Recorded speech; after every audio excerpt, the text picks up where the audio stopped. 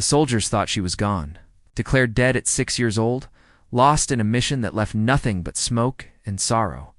She had vanished from memory and records alike. Yet here she was, 7 years later, crouched on a ridge high above the battlefield. Breath steady, eyes scanning a horizon that no one believed she could ever return to. The moments stretched like taut wire, every heartbeat measured against the impossible. Before I tell you what happened next, tell me in the comments where you're rewatching from. I love knowing who is listening. Her name was Elara Quinn, a prodigy turned elite sniper, forged in the quiet moments after tragedy. Trained where survival demanded perfection.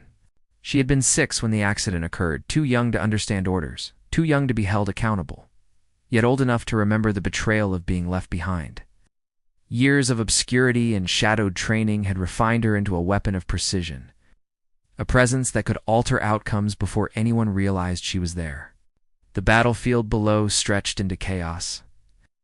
Dust choked the air, mingling with smoke from overturned vehicles and spent shells. Soldiers shouted, bullets cracked, and the enemy surged with reckless confidence, believing victory was imminent.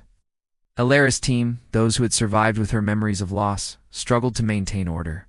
She could hear their strain, the quiver in their calls for coordination, the moments when fear threatened to overtake strategy.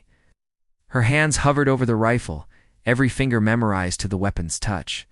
She thought she'd never be needed here. She was wrong. A small squad broke from cover, moving toward a strategic post. No one noticed the shadow above them, perched silently against the jagged rocks. Elara's eyes locked onto the lead figure, the commander signaling with hand gestures that no one else could read in time. She inhaled slowly, calibrating wind and distance, measuring the arc of a shot that could decide not just this engagement, but survival itself. Time narrowed. Each second seemed stretched, the hum of distant artillery fading into the singular focus of her target. The soldiers on the ground didn't know she was watching, didn't know that the precision of a 7-year absence, a lifetime of quiet, had prepared her for this exact moment. She fired. Oh! The shot traveled like a whisper, unassuming yet irrevocable.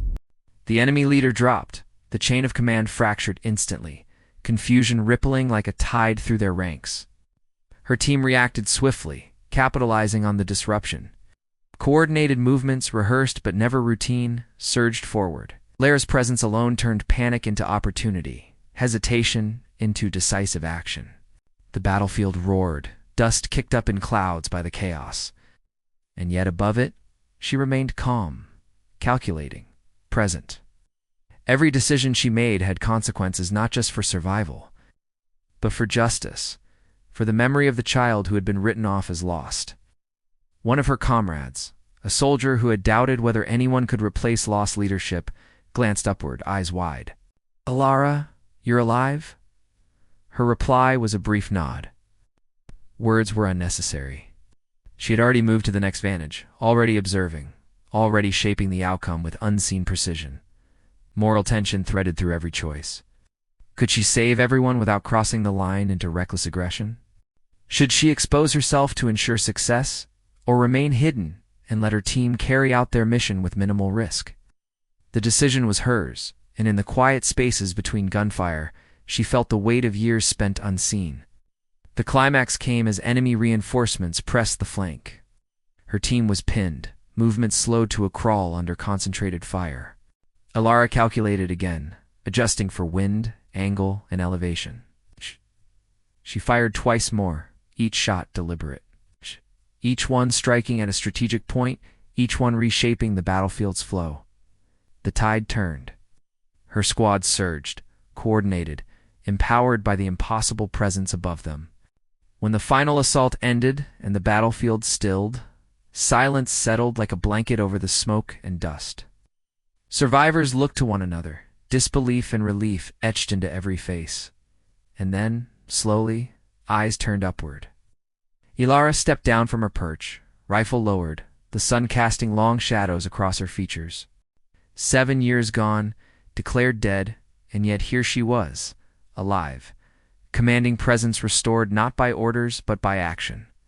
Her team approached, hesitant, then with gratitude, their hands gripping hers in shared triumph. You did it," whispered the squad leader, voice thick. She smiled faintly, the weight of years evident in her calm expression. "We did it," she said. "All of us, together." The lesson lingered long after the smoke cleared. Courage is measured not by survival alone, but by the choices made in the moments when hope seems lost. Elara's years of absence, her solitude, her training in shadows, had not been wasted, they had been preparation. Preparation for a day when the impossible became necessary. Because courage doesn't vanish, it waits, and it finds its way back. And as she walked away from the battlefield, the child, who had once been declared dead, was no longer a memory.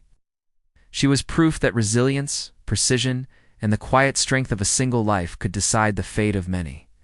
If this story moved you, share where you're watching from and what moment amazed you most.